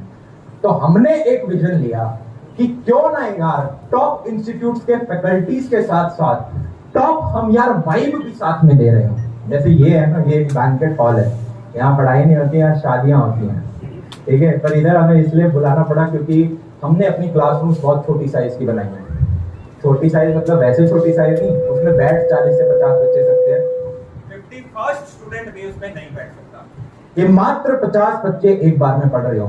अभी मैं आपको बताता हूँ हमने किस किस चीज के ऊपर काम किया है। इंदिरापुरम में एक पुलिस वाले भी आए, तो पहले तो मुझे डर लगा मास्क थोड़ा सा नीचे है, कहीं कहीं पकड़ने तो नहीं आ गए हैं। उन्होंने बोला नहीं मेरा बच्चा भी 11वीं में है, अभी किसी इंस्टीट्यूट पहले में मैंने एडमिशन कराया है, तो वहाँ पे 1.5 लाख फीस ले लिया है, 1.5 लाख हॉस्टल के हैं, 3 लाख लग गए हैं। मैंने कहा ठीक है फिर तो वही पढ़ा लो, 1-2 महीने पढ़ा भी दिया होगा उन्होंने। बोला नहीं, वो बच्चा कह रहा है 250 से 300 बच्चे एक साथ क्लास में पढ़ते हैं और उन्हें हमसे पढ़ना है। मैंने कहा देखो अब ये आपका पर्सनल कॉल है, बाकी मैं कहूँगा आपने 3 लाख लगा दिए हैं और कांस्टेबल थे वो, तो मैंने कहा आप देख लो ये आपकी पर्सनल कॉल होने वाली है। पेन है यार, मैं खुद इस जर्नी में से जा चुका हूँ 11th-12th में और 7 साल से लगभग मैं ऑनलाइन में हूँ और इस ऑनलाइन की जर्नी में भी 2 साल मैंने एक बड़े एडटेक स्टार्टअप में काम किया, तो वहां पे भी मैंने कमियां देख ली क्या है। तो सबसे पहले आपके बच्चे की केयर ज्यादा करने के लिए हमने ये करा कि यार बजाय 250, इसमें 250 बच्चे नहीं बैठ सकते, ये जो हॉल है, तब आप देख लो 250 वाला कितना होता होगा और 300 बच्चों वाला क्लासरूम क्या होता होगा। ये आपकी जो सीटें हैं, ठीक है, हमने बेंच लगाई हैं। ये सीट मेजॉरिटी कोचिंग इंस्टीट्यूट में आपको ये दिखेगा, ऐसी सी सीट होती है और इनके ऊपर एक पल्ला होता है जिसके ऊपर आप किताब रख सकते हो, क्योंकि ऐसे भीड़ ज्यादा बैठाई जा सकती है एक सिंगल क्लासरूम में। हमने बेंचेस का कॉन्सेप्ट रखा है, आप अभी क्लासरूम में जाओगे खुला खुला बच्चा बैठ सकता है। साथ में क्लासरूम के अंदर स्टेप क्लासरूम, अभी आप सिंगल लेवल पे बैठे हुए, फर्स्ट रो वाला भी और 5th रो वाला भी, अगर ये 50 बच्चे हैं तो वहां पे हर एक रो के साथ आपका एक एक स्टेप ऊपर उठता जाता है। तो लास्ट वाला जो बच्चा होगा उसकी थोड़ी हाइट ज्यादा होगी और वो सीधा बोर्ड को देख पाएगा। इस चीज पे भी हमने काम किया। एयर कंडीशनड आपके रूम है, अकॉस्टिक फॉर्मिंग कराइए, एक क्लासरूम की आवाज दूसरे आवाज में नहीं जा सकती। टाइल से लेके छत से लेके हर एक ऐसा कोना, चाहे बेंच हो, सब कुछ दोबारा बनाया गया है। जैसे मैकडॉनल्ड चाहे दिल्ली का हो या बैंगलोर का हो, उसी प्रकार से हाइब्रिड सेंटर चाहे दिल्ली का हो, बैंगलोर का हो, चाहे मिर्जापुर का हो, ठीक है, कहीं का भी होगा, आपको सेम चीज दिखाई दे रही होगी। उसी लेवल के फैकल्टीज आपको एक साथ पढ़ाते हुए हर सेंटर में दिखाई दे रहे होंगे हर एक के। तो ये विजन यार हमने साथ में लिया। अब पढ़ाने वाला सिस्टम समझने की कोशिश करते हैं। एक इंडिया का टॉप फैकल्टी जिसने बहुत सारे रिजल्ट निकाले हैं, एक्स एचओडी रह चुके हैं, 15-15, 20-20 साल का एक्सपीरियंस रह चुका है, क्यूरेटर है, वो इन 50 बच्चों को पढ़ा रहा है। अब इनका अगर कोई डाउट है तो एक सेकेंडरी फैकल्टी बैठी हुई है साथ में, ये बच्चा आके डाउट पूछ सकता है। फिजिक्स की फिजिक्स सेकेंडरी फैकल्टी, केमिस्ट्री की अलग और मैथ्स की अलग सेकेंडरी फैकल्टी बैठी हुई है। पर मेरा पर्सनल ऑब्जर्वेशन ये रहा है कि इन 50 बच्चों में भी है ना, सिर्फ 7 या 8 बच्चे इनसे डाउट पूछेंगे। बाकियों को शर्म आती है कि यार नेहा क्या सोचेगी, ये क्वेश्चन भी नहीं आता तुम्हें, तो पूछ नहीं पाता है बच्चा। तो ऐसे में उस प्रॉब्लम को सॉल्व करने के लिए हमने डिसीजन लिया कि हम इस ऑफलाइन को और ऊपर उठाएंगे। कैसे उठाएंगे? हर एक चैप्टर के अंदर 150 से 200 एक्सरसाइज के क्वेश्चन होते हैं। यस, उन सभी एक्सरसाइज के क्वेश्चंस का अगर बच्चे को वीडियो सॉल्यूशन मिल जाए जिसमें मास्टर वो सॉल्यूशन करके दिखा रहा है, साथ में जो होमवर्क होता है डीपीपी 10 से 15 क्वेश्चन जो आपको हर दिन के दिए जाते हैं, उनके आपको वीडियो सॉल्यूशन मिल जाए। जो टेस्ट सीरीज होती है जिसमें आपको सिर्फ सही गलत बताया जाता है, कितने नंबर आए, उनके आपको वीडियो सॉल्यूशन साथ में मिल जाए। तो क्या मैं कह सकता हूं, अब वो शर्मीला बच्चा भी अपने घर में बैठ के, चाहे दिन हो या रात हो, सारे वीडियो सॉल्यूशन देख सकता है। यस और नो? और अगर तब भी नहीं समझ में आया तो अगले दिन आके इन टीचर से पूछ सकता है। यस और नो? तो ऐसे में सिर्फ बच्चे का इंस्टीट्यूट का फीस कम नहीं हुआ, अब बच्चे को अलग से पर्सनल ट्यूशन ना लगाना पड़े, क्योंकि वो मेरे जैसे कैटेगरी वाले शर्मीले बच्चे होते थे जो माँ बाप को बोलते थे वहां डाउट सॉल्व नहीं होते, इसलिए पर्सनल ट्यूशन लगाओ। पर्सनल ट्यूशन आपका 500-700 रुपए प्रति घंटा से लेके 2000 रुपए प्रति घंटा है। आप में से काफी पेरेंट्स ये चीज देख चुके होंगे ऑलरेडी, नहीं तो आपका दिख जाएगा आपको अगर आप पर्सनल ट्यूशन लेंगे तो। इतना हाई चार्ज किया जाता है, वो अब आपको सारा इनकॉर्पोरेटेड मिल गया। भैया बस इतना ही एक्स्ट्रा था क्या? अगर ये 50 बच्चे हैं जो कि यहाँ सेंटर पे आके पढ़ रहे हैं और मान लो ये वाला जो बच्चा है ये एब्सेंट हो गया, नहीं आ पा रहा, नहीं होगा ये बीमार, पर मान लो बीमार हो गया या फिर इसके कोई फ्रैक्चर हो गया, नहीं होगा फ्रैक्चर, ठीक है, पर फ्रैक्चर हो गया या फिर शहर के बाहर है ये किसी कारणवश, तो ये बच्चा अपने घर में बैठ के क्लास अटेंड कर सकता है। जूम देखा है सबने? सेम जूम का इंटरफेस यूज किया गया है, जूम को इंटीग्रेट किया गया है। जैसे जूम में आप माइक ऑन ऑफ कर सकते हो, उसी प्रकार से अगर 2 बजे की क्लास है गगन सर की, तो ये अपने घर में बैठ के क्लास अटेंड कर सकता है। इसे डाउट है तो माइक ऑन करके पूछ सकता है, अरे गगन सर ये चीज नहीं समझ में आई। हमने सिस्टम ऐसा बना रखा है माइक का कि गगन सर को आवाज सुनाई देगी, ये चाहे घर में बैठा हो, और गगन सर जो चीज बोलेंगे वो इसको अपने घर में उसी टाइम पे लाइव 2 वे आपका इंटरेक्शन है और इसे सुनाई दे रहा होगा। तो अगर किसी स्थिति में ये नहीं भी आ पाता है तो ये अपनी सारी क्लास अटेंड कर सकता है। भैया क्या बस यही एक्स्ट्रा था? बच्चा 11th के बाद 12th के अंदर जाता है। यस, 11th में उसने जितने चैप्टर पढ़े, 12th में अगर जाते वक्त उसने पहले 5 बार ये रिवाइज नहीं किए हैं तो 12वीं में भूल जाता है। ऐसे में अब उसे वो चैप्टर वापस पढ़ने, तो या तो वो YouTube पे किसी का लेक्चर देखे, पर कितना अच्छा होगा कि जिस टीचर ने उसे पढ़ाया उसी के उसको लेक्चर मिल जाए रिकॉर्डेड। यस और नो? या चाहे आप 12th के ही बच्चे हो, आपने 12th के इनिशियल चैप्टर दोबारा पढ़ने हैं, तो ये सारे लेक्चर्स आपको रिकॉर्डेड फॉर्मेट में आपको लाइब्रेरी में दिख रहे होंगे, तो आप जो लेक्चर चाहो उसको दोबारा देख सकते हो। ये चीज हमने एक्स्ट्रा करी। तो अब ये मात्र हम ऑफलाइन, इस ऑफलाइन को उठा के हम हाइब्रिड की तरफ लेके गए। अब आप कहोगे कि भैया बस यही था क्या कि आपने स्टेप क्लासरूम बना दी, क्लासरूम का एम्बियंस बहुत अच्छा कर दिया। आप 2-3 इंस्टीट्यूट से हो, सारे देख के आ जाओ और फिर हमारे इंस्टीट्यूट का एम्बियंस देख लेना। इतना काम किसी ने नहीं कर रखा होगा। सस्ती है ना, नैनो भी थी पर नैनो पिट गई, हाँ या ना? शुरुआत में तो बहुत ज्यादा बुकिंग हुई उसकी, पर अब नहीं चलती वो गाड़ी। क्यों नहीं चलती? क्योंकि आदमी गाड़ी किसके लिए लेता है जी? स्टेटस के लिए लेता है। और उसका नाम क्या पड़ गया? लख तकिया कार। तो लोगों ने कहा जी इससे अच्छा तो सेकंड हैंड ऑल्टो ले लेंगे हम, हाँ या ना?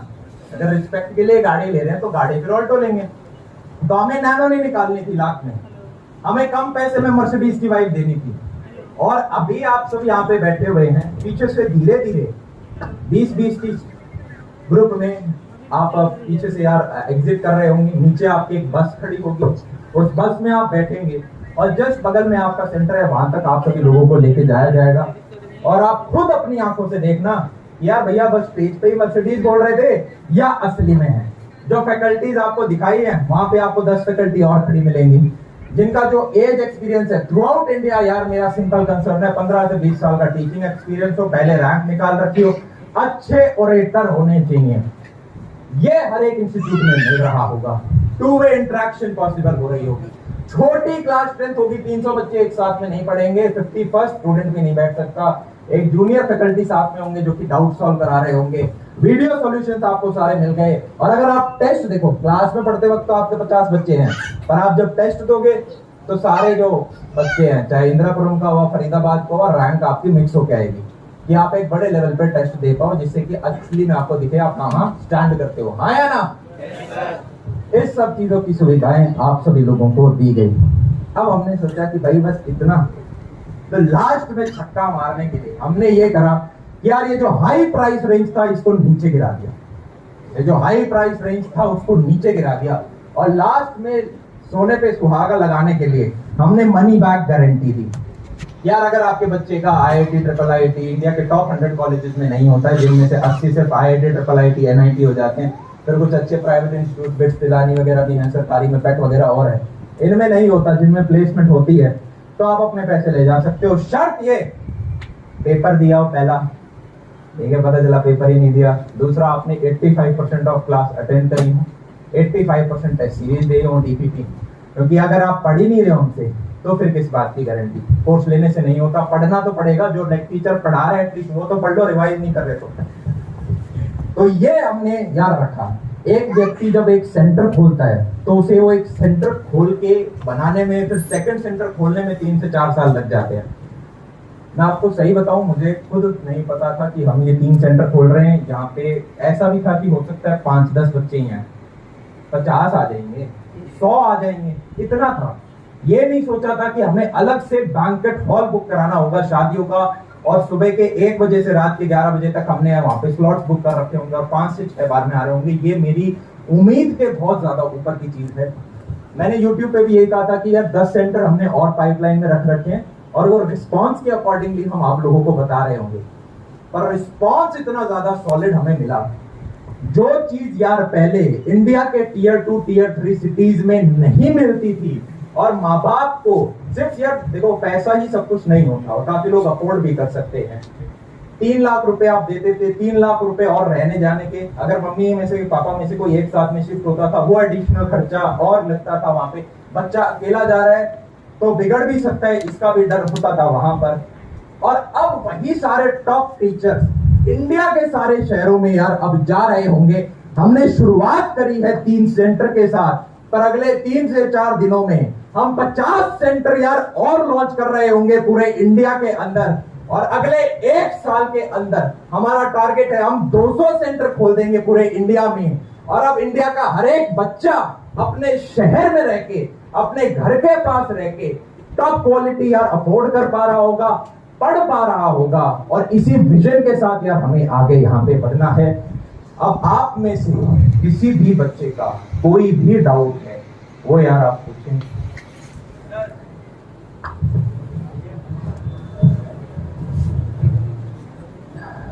पीछे से 20 के 3 स्लॉट्स साथ साथ में जाते रहे, क्योंकि नीचे बसेस ऑलरेडी खड़ी हुई हैं।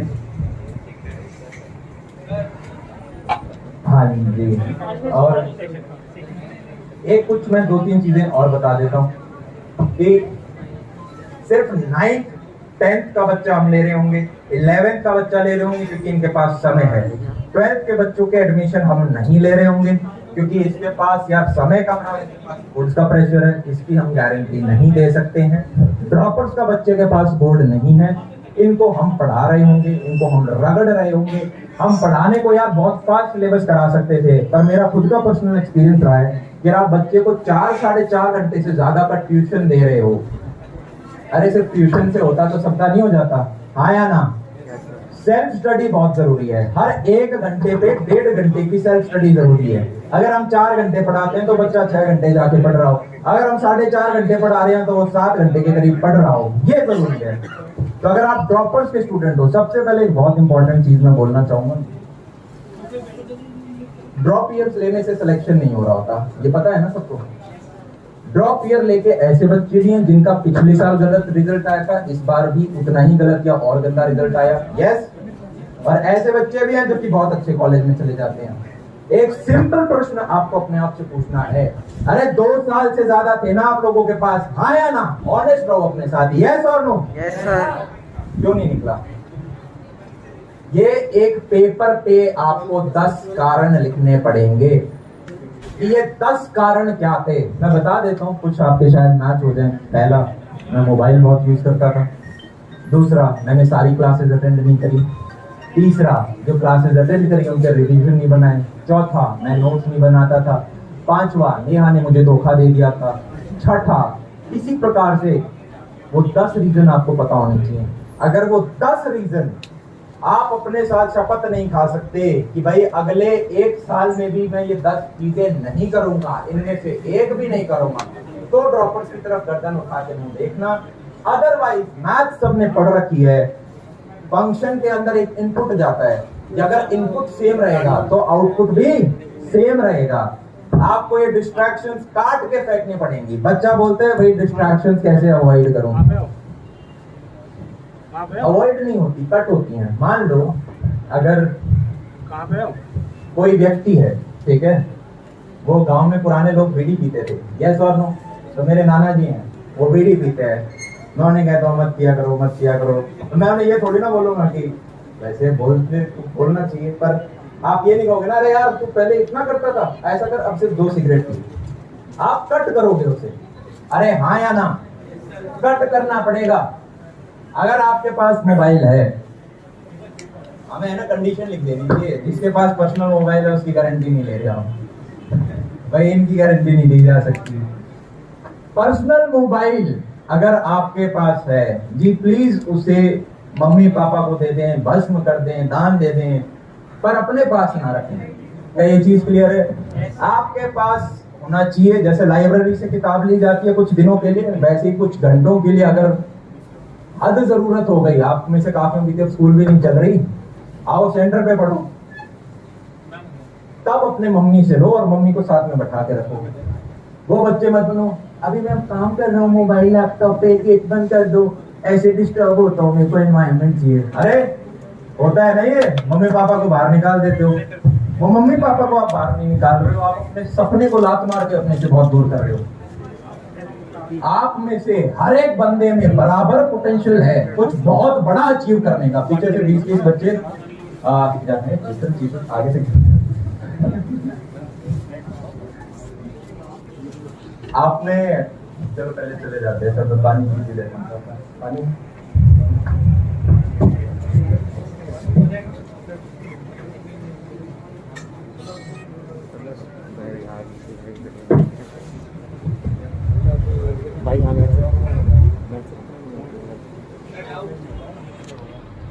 एक चीज और ये सबसे पहले आपका डाउट क्लियर करूंगा फिर सर फर्स्ट ऑफ ऑल मैं 10th में वो एक चीज बोल रहे हैं फिर आपसे अब मैं भूल गया क्या बोलना था मुझे, चलो पूछ लो, मैं भूल गया हूँ। हाँ फर्स्ट ऑफ ऑल आप जिस याद आ गया, मैं बाद में बताऊंगा, बताओ बताओ आप फर्स्ट ऑफ ऑल जिस सेक्शन की बात करते हो ना, तो जेई नीट का पहले से थोड़ा तैयार करते हैं, मैं उस कैटेगरी में आता हूँ। जब मैं 7th था तब मैं 9th और 11th का मेरे कुछ चैप्टर्स 11th की काइनेमेटिक्स हो गई, 9th में का होता है। अब लास्ट ईयर था हमारे तो वीडियो बना तो लो, मैं 10th का 11th में और बस ऐसे पकड़ के खड़े बैठ जाइए सर की तरफ, ठीक है? आवाज आ रही है सबको? रुक जाइए, उनका क्वेश्चन बताना। जब मैं 10th में हूँ अभी, और दूर से बोलो और इस तरफ होके बोलो जिससे कि किसी का जब कमेंट मैं डाउट 10th में था तो मैंने ये प्लान लिया अपने आप से कि पहले के 6 महीने हैं उसको अपने पूरा सिलेबस खत्म कर दूंगा। एंड सर आपका 6 महीने बाद सर आपका वो हो गया जेई नीट एंड जेई आपने लॉन्च करा, तो सर मैं उसमें हूँ अभी, मैं आपके सारे लेक्चर फॉलो कर रहा हूँ, टीवी भी लगा रहा हूँ। सर मैं और एक्स्ट्रा क्या कर सकता हूँ अपने इस क्लास के लिए? मोबाइल को दूर रख रखा है? हाँ? मोबाइल दूर है? ऐसा। नहीं मोबाइल अब ऐसे कट कर रखा है जिस अब सर बाकी बच्चे भी कर सकते हैं ना, जो जिस घंटे में तुम नेहा से बात करो, इससे बात करोगे, उसमें तुम नीट की प्रिपरेशन करो सर, ये कह रहा हूँ, यूटिलाइज ही हो रहा है, ये कह रहा था। ये कह रहे हैं कि मैं ऑलरेडी पढ़ रहा हूँ, मैंने आया पहले ही सालों से पढ़ रखा है, छोटी क्लास में बड़ी क्लास का पढ़ रखा है, मैं और क्या बेटर कर सकता हूँ। पहले तो जो करते जा रहे हो उसको मेंटेन करना है, नई डिस्ट्रैक्शंस मत पाल लेना, नेहा मोबाइल दोनों दूर रहने चाहिए, बहुत दूर, मेंटेन करने की जरूरत नहीं है। पेरेंट्स को थोड़े और पास हो जाओ कि वो आप पे और अच्छे से गाइडेंस रख पाए।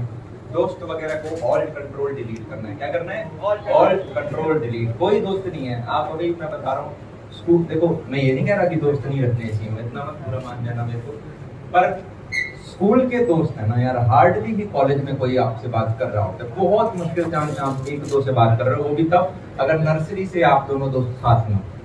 वो बच्चे जिनके स्कूल बीच में बदलते रहते हैं ना, उनके तो जीरो होने हैं, उनका तो एक भी दोस्त नहीं मिल रहा होगा आपको। फिर कॉलेज में आप नए दोस्त बनाओगे जो कि आपके साथ 4 साल रहेंगे, उनमें से हार्डली एक दो आपकी जॉब के टाइम में साथ में होगा, और जॉब में आके आप देखोगे प्रोफेशनल दोस्त बनते हैं ज्यादातर लोग, काम से काम वाले, मैं इनका ये काम कर दूंगा, ये मेरा ये काम कर देंगे, ये जानकार हैं। तो एट द एंड आप देखोगे आपके मम्मी पापा ही आपके साथ रहेंगे, आपके भाई बहन के साथ आप लाइफ लॉन्ग अच्छा संबंध बना पाए, वो भी एक अचीवमेंट हो गई। तो अभी के लिए आप अपना पढ़ाई करें। 9 घंटे करते थे तो ये देखो क्या मैं 9-9.25 घंटे कर सकता हूँ। यूं देख लो कि यार आज का ये दिन था, इसमें ऐसी कौन सी 5 दिक्कतें थी जिन्हें मुझे कल ठीक करना चाहिए, उन्हें करो। टाइम टेबल फॉलो करना स्टार्ट करो, एक लॉन्ग टर्म टाइम टेबल बना लो, अगले 6 से 8 महीने का, 1 साल का, ये सिलेबस एक महीने का बना लो, फिर एक रोज का बना लो कि मैं पढ़ने क्या वाला हूँ, और दिन के एंड में देख लो मैंने असली में क्या पढ़ा। कंपेयर करोगे तो आपको दिख जाएगा 4-5 कमाएंगे। अगर एक चीज इनकॉर्पोरेट ही करनी है तो एक शेड्यूल फिक्स कर लो सोने का। एज अ स्टूडेंट सोने का अगर आपने शेड्यूल, देखो कॉलेज में कभी भी सो या मत सो उससे ज्यादा फर्क नहीं पड़ता, ठीक है, पर 11th-12th में एज अ स्टूडेंट आपको पता होना चाहिए कि यार मैं 11 से 12 सो जाता हूँ, इस 1 घंटे में पक्का सो जाता हूँ, या 12 से 1 या 1:30 बजे तक मैं सो ही जाता हूँ। 1 या 1:30 से लेट मत, ज्यादा मत करें, बच्चे को रात को मत पढ़ने दें। इसका मैं सॉलिड रीजन बताऊंगा। 11th-12th में, कॉलेज में कुछ भी करो, कॉलेज में पैर ऊपर करके सर नीचे रख के पढ़ो, कोई फर्क नहीं है, पर स्कूल में लेट नाइट इसलिए नहीं पढ़ना क्योंकि आप डिनर करते हो कितने, 9 बजे, मम्मी पापा यार 12 बजे के करीब हो जाएंगे आपके, पर 3 घंटे बाद भूख लगेगी आपको, फिर आप किचन में खुद घुसोगे। किचन में अगर हम घुस गए तो आधा घंटा या 15 मिनट मैगी बनाने में तो लगाओगे, अब बनाई है तो खाने में भी समय लगाएंगे। अब खाना खाते वक्त मनोरंजन तो होना चाहिए, तो आप कुछ टीवी मोबाइल खोल लोगे और रात निकल जाएगी आपकी। पेरेंट्स को सुबह उठ के बोल दो कि पूरी रात लगा के पढ़ाना बहुत अच्छे से, तो वहाँ गलती हो जाती है। एक शेड्यूल फिक्स कर लो, सीधे से 20 स्टूडेंट्स और जाते जाएंगे। पकड़ना मैं जो चीज आपको बताने वाला था वो ये, मैं कितनी ही शार्प कुल्हाड़ी ले बना लूं, रगड़ रगड़ के 3 साल मैंने घुसाई करके बहुत एक शार्प कुल्हाड़ी बना ली। एक मोटा पेड़ होगा आप उसे एक बार में नहीं काट सकते, ये चीज समझ में आ रही है? चाहे कितना ही भाग के आना और कितना ही कूद के मारना है, एक बार में वो नहीं कटेगा, हाँ या ना? वहीं पे आप चाहे थोड़े से भी ब्लंट हो गए, मतलब उतनी अच्छी स्थिति नहीं हुई, शायद 50-60 नंबर ही हैं जैसे मेरे भाइयों के थे, पर एसएससी सीजीएल निकाल लिए जब वो 3 साल उसी किताब को बार बार रटे जा रहे।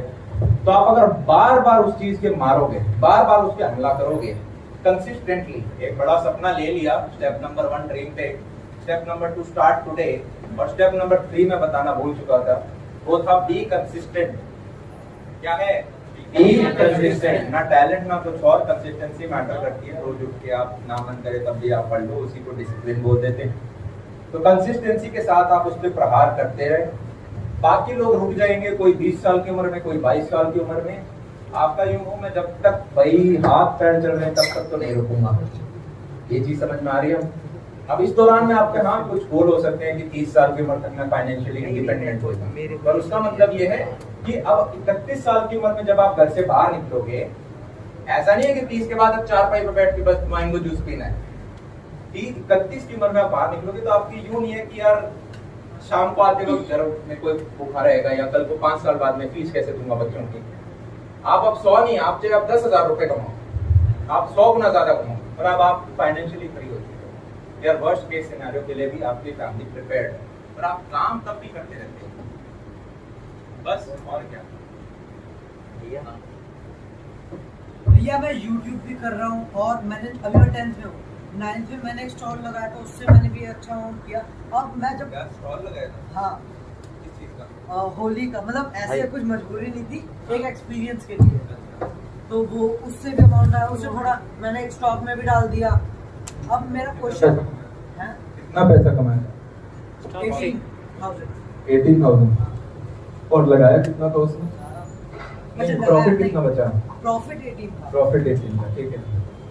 तो मेरे को ये पूछना है कि अब मेरे को YouTube करने में मजा आ रहा है, मेरे को ये सब चीज़ों में मजा आ रहा है, लेकिन अभी मैं 10th में हूँ, मैं सिलेबस सब कर चुका हूँ, लेकिन अब मुझे लगता है अगर मैं इसको साइड बाय साइड टाइम दे जा रहा हूँ तो एक तरह से जो मैं 98 का इन करूँगा वो 97 या 96 ना रह जाए, और ऐसा फिर 11, 12 ऐसे बाद में इफेक्ट ना पड़ेगा। यार देखो, YouTube है ना, वो सिर्फ ये नहीं होता कि आप वीडियो बना के क्या डाल रहे हो, डालने के एक दिन बाद तक आप देखो कि कैसा रिस्पॉन्स है, लोग पसंद कर रहे हैं नहीं पसंद कर रहे, आप कमेंट्स पढ़ोगे, आप औरों का देखोगे और लोग क्या डाल रहे हैं, तो वो एक वीडियो नहीं रहता, वो अपने आप में पूरा प्रोसेस बन जाता है।